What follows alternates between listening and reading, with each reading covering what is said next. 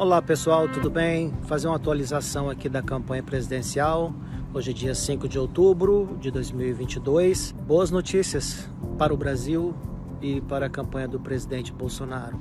A primeira é que ele conseguiu o apoio do Michel Temer. Como muitos sabem, Michel Temer pode ter os problemas, os defeitos que ele teve, mas foi ele responsável por tirar o Brasil da lama e fazer articulação política para que o Brasil se reerguesse após 16 anos do PT, ou 14, né, para ser 14,5, 15. Enfim, foi ele o responsável por essa articulação. Então acho que a gente deve muito a ele nesse sentido, porque o Brasil estava muito ruim depois da saída da Dilma. A Dilma fundou o Brasil, deixou todas as nossas empresas endividadas, deixou o Brasil passando fome. Lembra que ela dizia que a gente não podia mais comer, teríamos que comer ovo, porque carne esquece. A gente sabe que o Michel Temer é a figura controversa, mas é um gênio político.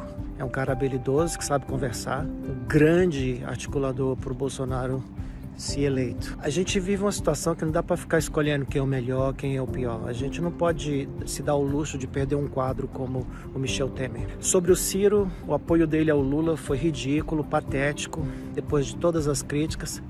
Não que todo mundo não soubesse que no final das contas ele ia virar pro Lula. Mas enfim, ele deu um apoio frio, mas deu um apoio, né? Isso quer dizer simplesmente que a carreira dele está liquidada. Já estava, né? Meu conselho pro Ciro Gomes seria voltar pro Ceará e tentar ser eleito lá para deputado, alguma coisa. E parar com esse discurso que nós... Porque o PT já está governando o Ceará há muito tempo. Então tem que parar desse discurso de nós, o nosso grupo no Ceará, porque Ciro Gomes perdeu a relevância até mesmo no Ceará. Perdeu feio no Ceará, perdeu para Bolsonaro, perdeu para Lula, o candidato dele perdeu. Então praticamente foi um desastre. Então, boas notícias, Rodrigo Garcia apoiando Tarcísio e Bolsonaro. Cara, que vitória. Claro que ele deve estar de olho para ser prefeito em 2024, ou alguma coisa mais forte em 2026, ou Senado, talvez. Mas o que importa é que nesse momento ele está ao lado do Bolsonaro e é um apoio precioso, que ele é querido lá, né? O PSDB ainda é querido no estado de São Paulo. Não como antes, mas ainda é querido. Então, essa foi uma excelente notícia para esse grupo. Então a gente teve Ciro apoiando Lula, nós temos Tebet apoiando Lula, nós temos Mara Gabrilli, que vergonha, Mara Gabrilli, depois de tanto ter falado que a turma do PT botou um revólver no pai dela e mataram o Celso Daniel, ela fica neutra, por causa de uns chiliques, porque o Bolsonaro fala bobagem. Uma notícia que vocês brasileiros não sabem, a maioria pelo menos não sabe, é que na China a gente está tendo lockdown até o presente momento. Você sabe por quê? Porque a vacina da China ela não funciona. Ela só protege a pessoa até 50% dos casos. Então a China está em lockdown porque ela não teve as condições de comprar uma vacina decente. E a vacina que eles fizeram, que foi tão falada no Brasil, porque o nosso querido Dória comprou a vacina com antecipação, aquela vacina não funciona na China. Queria dizer também que aqui o Partido Democrata, que é a nossa versão do PT, uma versão mais inteligente do PT, tiraram todas as restrições sobre lockdown, fechar os comércios e uso de máscara, porque eles viram que estavam para perder as eleições, que vai ser aqui daqui a 3 semanas nos Estados Unidos. Então eles estavam sendo muito hostilizados pelas políticas de lockdown. Mesma coisa que aconteceu no Brasil. Então você vê que no final das contas o lockdown era só mais uma oportunidade para prejudicar o governo.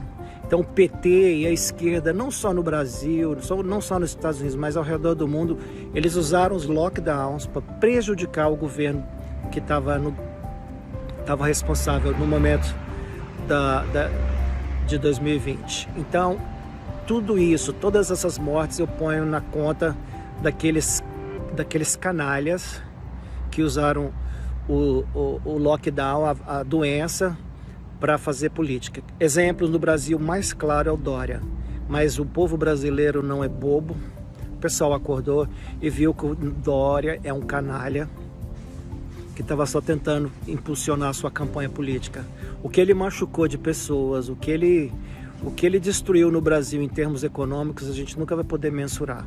Espero que o nome do Dória seja apagado da existência do país. Outra coisa que eu queria dizer é que tem muita gente fazendo piada. Vou tentar colocar aqui algumas imagens para vocês. Tem muita gente fazendo piada que o Brasil vai virar uma república de banana com um presidiário. Então as pessoas estão fazendo piada que o nosso país vai ter um presidiário no poder.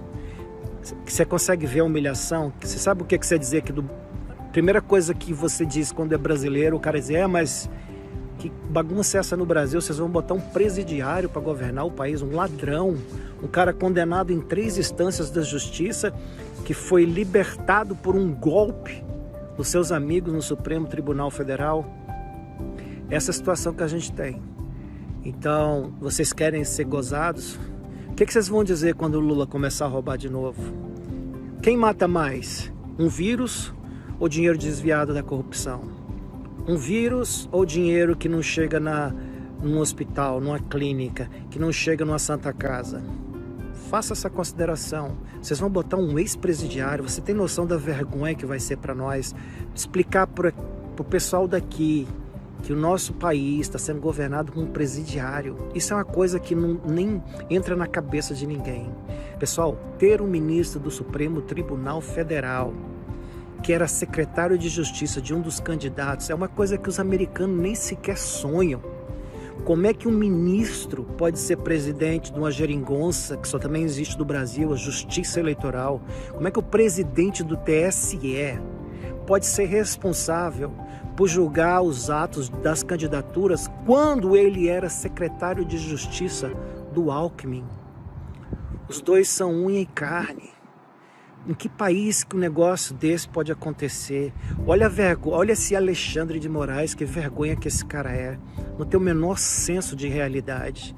Se ele tivesse um pingo de decência, ele diria, eu não posso ser o presidente do TSE quando meu ex-chefe, o homem que me criou politicamente, ele é o vice-candidato de um dos candidatos que estava liderando as pesquisas. Então é isso, pessoal. Vamos deixar de bobagem de falar de urna eletrônica ou de fraude, porque é normal. As pessoas às vezes votam um candidato para governador, um deputado, um senador, mas gosta do Lula. Ou o contrário, vota no Bolsonaro, mas elege o governador do PT, como aconteceu no Rio Grande do Norte. Então, isso é normal. Vamos deixar de bobagem de urna eletrônica e vamos trabalhar duro, porque o mundo inteiro está observando essas eleições. O Brasil está dando exemplo de democracia. A cada dia que passa, a gente vai vendo que essa bobagem de o golpe nunca vem. Eles fizeram a mesma coisa com o Trump aqui nos Estados Unidos. Até hoje eles falam que o Trump teve apoio dos russos para vencer a eleição, que é contra a democracia, vai destruir a democracia. A esquerda parece que leu o memorando em todos os lugares. A mesma história, o Viktor Orbán na Hungria, o cara da Polônia, somos todos fascistas. Como eles não tinham resposta para quando eram chamados de comunistas, agora eles criaram o termo fascista. Qualquer pessoa que discorda da esquerda agora é fascista. Então, não caia nessa conversa fiada, sejam maduros, sejam inteligentes, vejam o que está acontecendo. Por mais que você ame o Lula, por mais que ele tenha ajudado você quando você era criança, com o Bolsa Família, etc., que na verdade era um programa do Fernando Henrique, pense um pouco, não envergonhe o seu país. Com que moral você vai falar de corrupção quando o PT começar a roubar de novo, sendo que você votou no PT? Não envergonhe a si mesmo. Não seja humilhado por você mesmo. A gente tem muito para fazer nesse país. O Brasil precisa entender o que é senso das proporções.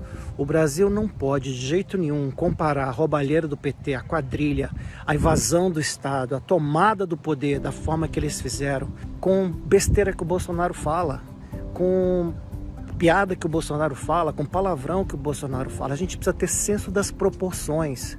A gente não pode comparar o que o PT fez com o que o Bolsonaro fez. Você pode falar da roubalheira quanto quiser, mas você precisa ter senso das proporções. Pessoas dizendo, a família Bolsonaro, um monte de gente, passou 30 anos comprando imóveis a preço de banana. Agora os imóveis valem 20 milhões, agora o Bolsonaro, de repente, é ladrão. Tenha senso das proporções. O filho do Lula é o maior fazendeiro do Mato Grosso. O filho do Lula tem avião de 50 milhões. O filho do Lula recebeu milhões e milhões de dólares da Telemar e de outras grandes companhias telefônicas. Vamos ter senso das proporções. Você quer falar do Bolsonaro? Vai falar o quê? De 1 quilo de ouro que um pastor pediu, não sei quando, e não recebeu, por sinal. Ninguém deu 1 quilo de ouro para pastor nenhum, para provar a emenda. Ninguém provou isso. Não existe. Ninguém ganhou esse quilo de ouro. Ninguém prova que o Bolsonaro está roubando com dinheiro vivo. Sabe por quê? Porque são 10 membros da família comprando imóveis desde 1990. Como é que você vai provar? Ou desde os anos 90, como é que você vai dizer que o cara está roubando? Qualquer pessoa que tem um imóvel pode ir lá dizer, vai ver, está dizendo que o cara compra em moeda corrente nacional, ou seja, compra em real, não em dólar, ou libra, ou peso. A gente tem que parar e ter senso das proporções. Nós não podemos comparar Bolsonaro com Lula. Ainda que Bolsonaro não seja perfeito, ainda que a família tenha feito alguma cagada, ou metido a mão aqui ou ali, tenhamos senso das proporções. Não podemos comparar uma quadrilha que aparelhou. Você, funcionário público, você já fez um grande papel para a economia, mas pensa um pouco, o seu fundo de pensão está todo destruído, porque eles roubaram, eles sentaram nos fundos de pensão para roubar. Eles fizeram obra no exterior que nunca foi paga. Tem dinheiro nosso na Venezuela. Você sabia que o Brasil manda o nosso petróleo, o nosso óleo, o nosso petróleo para fora, para ser refinado, para voltar para o Brasil? Que as refinarias que o PT não deixou os partidos de esquerda levar na América Latina, como na Argentina e como na Bolívia, não foram terminadas. São tudo obra inacabada, tudo para roubalheira, tanto do PT quanto do PSB e etc. Então, pessoal, senso das proporções. Vamos trabalhar para eleger um governo sério. Eu não sou o maior fã do Bolsonaro, não, eu confesso. Mas no que a gente tem aí, ele é sem dúvida disparado o melhor. Assim, não tem nem como discutir. Tá ok? Então vamos pensar com calma, vamos votar com consciência e vamos convencer alguém que não votou a votar contigo. Leva essa pessoa contigo no dia da eleição, votem juntos, saiam para tomar um café depois, enfim, vá a um jantar. Então, enfim, busca essa pessoa em casa, mas a gente precisa fazer a diferença. E a gente tem o que a gente tem. E o Bolsonaro pode não ser a pessoa mais fantástica do mundo, pode não ser o cara mais polido, pode falar muita bobagem, mas ele é um cara que está pensando no Brasil, é um patriota. Então, faço aqui a minha convocação a você. Convide seus amigos que não votaram. O que vai decidir essa eleição não é somente o grupo que está apoiando um ou outro. O que vai decidir a eleição é que as pessoas que não votaram, que votaram em nulo, que votaram em branco, sejam conscientizadas.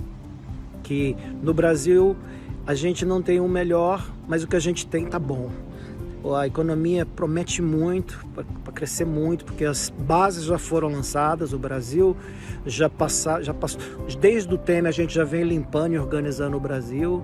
Agora com as medidas do Paulo Guedes, o Brasil está pronto para avançar. Paulo Guedes é muito respeitado, considerado um dos melhores ministros da economia do mundo. Você pode ser o que quiser, mas vá ver os vídeos antigos dele do começo do ano e você vai ver o que ele está falando. Tudo que ele falou aconteceu. Previram que o Brasil ia ser uma merda esse ano e o Brasil está lá quase 3% de PIB. Isso é recorde. O Brasil teve 4,5% de aumento do PIB ano passado. Vai ter mais ou menos 3%, quem sabe até mais. E isso prova que o Brasil está no caminho certo. Aqui a situação nos Estados Unidos está complicada, o presidente está em queda vertiginosa, até deu uma subidinha esses dias por causa do preço da gasolina que caiu aqui também. Mas Trump vai voltar com força total para pegar o governo em 2024. Resta saber com quem? Com o governador da Flórida, Ron DeSantis. Então, esse é o meu recado para vocês. Eu espero que vocês tenham consciência do que está em jogo.